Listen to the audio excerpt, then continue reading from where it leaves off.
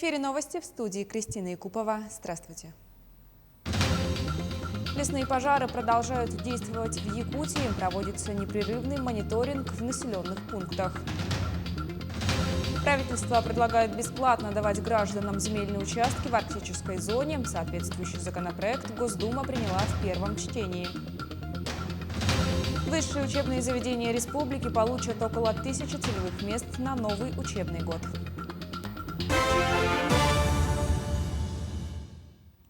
Уголовное дело возбудили после пожара с 3 погибшими в Якутске. Напомню, ночью 13 июня сгорел частный дом на улице Луговой, который сдавался посуточно.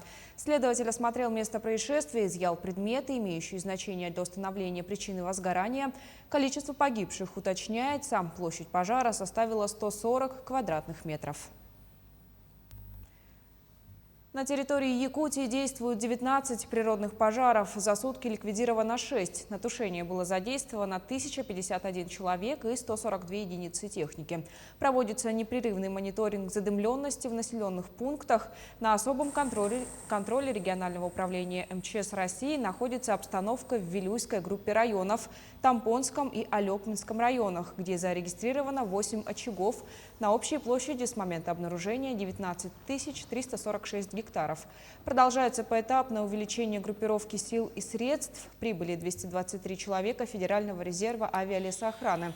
В случае ухудшения обстановки в готовности к применению находится аэромобильная группировка в количестве 60 человек личного состава и 9 единиц техники.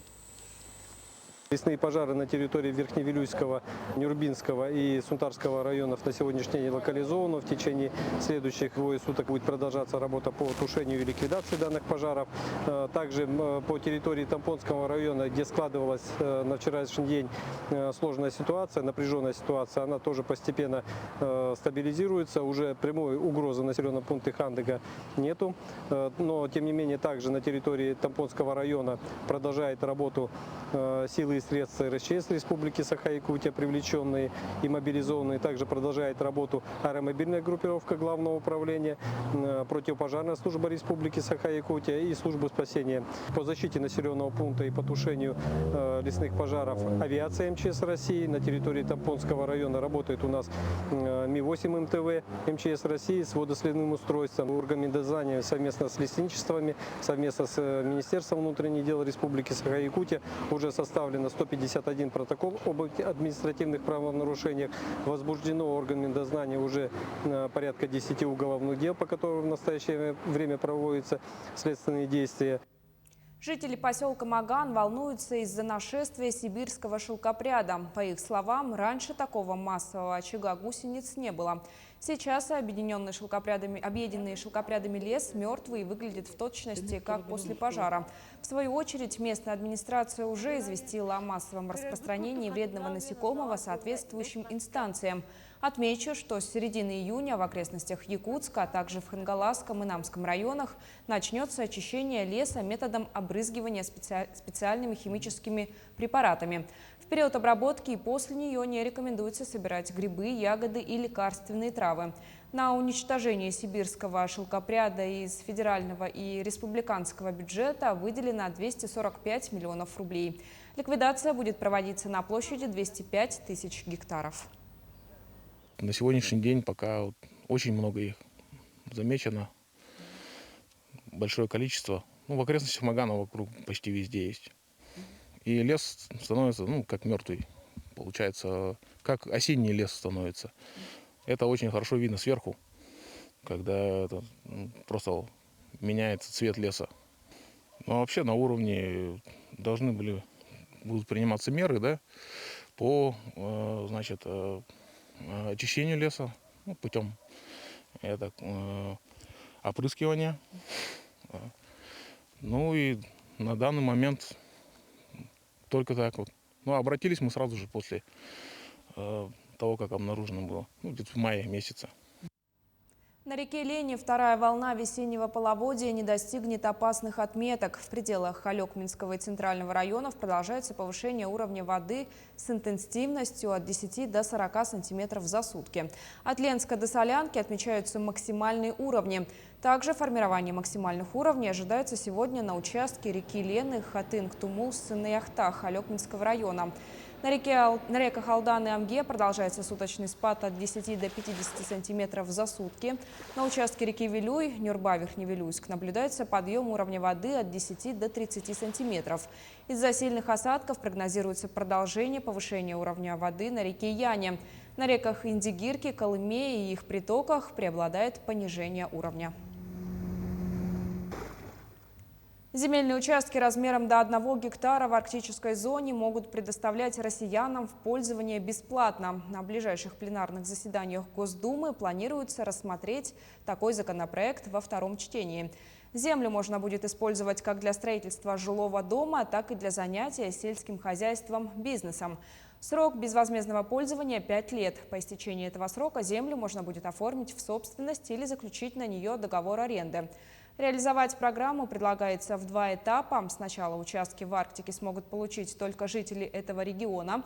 Затем осваивать земли смогут все остальные россияне и участники госпрограммы по оказанию содействия добровольному переселению в Российскую Федерацию соотечественников. Границы территории опережающего развития Якутии расширились проектом оптово-распределительного центра, который планируют построить в поселке Нижний Бестях в Мегино-Кангаласском районе. Постановление об этом подписал председатель правительства России Михаил Мишустин. Так, в границы территории будет включен земельный участок площадью 24 гектара. Потенциальный резидент намерен вложить в проект более 250 миллионов рублей и обеспечить создание нескольких десятков рабочих мест. Проект включает в себя строительство транспортного терминала, термоскладов, производственных помещений и инфраструктуры. В оптово-распределительном центре поставщики и местные сельхозпроизводители будут подготавливать свои товары к транспортировке по Якутии. Перейдем к эпидемиологической ситуации в регионе. 93 новых случая коронавирусной инфекции выявлены за сутки. В Якутске 60 случаев, в Мегино-Кангаласском районе 6, в Вилюйском 5, в Ленском, Мирнинском и Усть-Алданском районах по 4 случая. В Сунтарском 3, в Верхневилюйском, Нерюнгринском и Татинском районах по 2 случая, в Абыйском 1. За сутки лабораториями республики проведено 2857 исследований. Всего в республику поступило 208 109 доз вакцин против коронавирусной инфекции. Первую вакцинацию получили 184 960 человек, вторую – 135 120 человек, в том числе 32 907 лиц старше 60 лет. Использовано более 88% от общего объема вакцины, поступившей в республику. Переболевшие COVID-19 россияне пройдут углубленную диспансеризацию. Можно будет оценить состояние, вовремя выявить обострение хронических болезней. В случае выявления пациенты будут поставлены на диспансерное наблюдение. Углубленное медобследование будет проходить в 2 этапа. Так, в ходе первого этапа будут выявляться признаки развития хронических неинфекционных заболеваний. Он будет включать в себя 7 исследований. На втором этапе проведут дополнительные исследования для уточнения диагноза.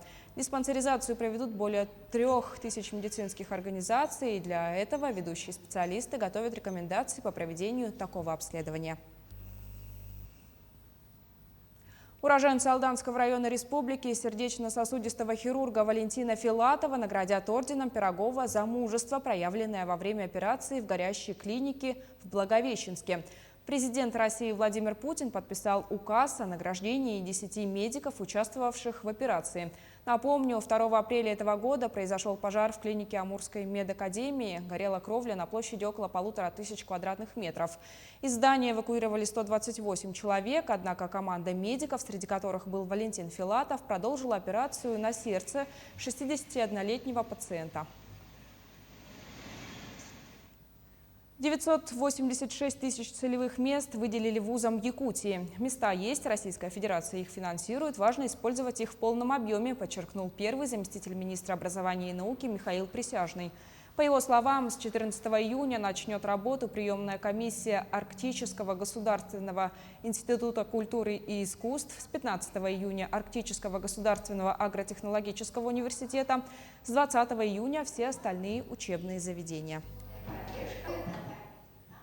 Красивые шляпы, тюбетейки, сумочки, украшения, амулеты и махалки от комаров. Авторские работы мастерицы Ирины Каратаевой отличаются тонкостью. Она занимается плетением из конского волоса более 20 лет. Секрет одного из видов традиционного ремесла передала ей народный мастер Степанида Борисова. Искусство плетения – очень кропотливая работа, на изготовление уходит несколько дней.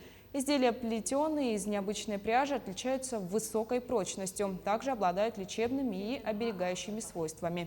Ирина Каратаева традиционной технологии обучает молодежь. Она работает преподавателем Якутского колледжа технологий и дизайна.